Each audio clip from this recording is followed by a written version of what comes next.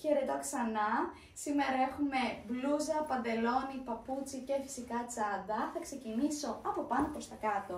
Ξεκινάω με την μπλούζα, είναι δερματίνη, oversized, midi, μανικάκι, μπορείτε να τη δείτε και από πίσω. Προσωπικά αγαπώ πάρα πολύ τα δερμάτινα, τέτοια μπλούζα όμως δεν την έχω δει αλήθεια πουθενά και τα ψάχνω πάρα πολύ, μου αρέσουν full.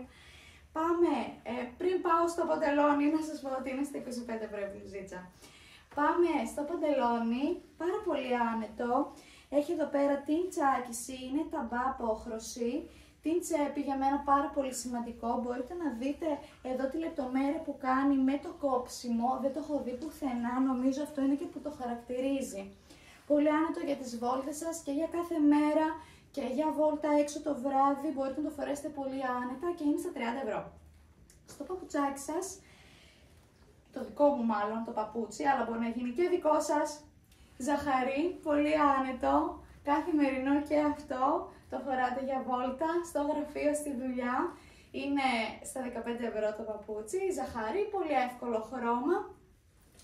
Και θα πάω τώρα στην τσάντα, είναι μπρονζέ, είναι για αυτές που θέλετε να κουβαλάτε πολλά πράγματα, σας καταλαβαίνω και είμαι και εγώ μία από αυτές, να σας τη δείξω και από κοντά.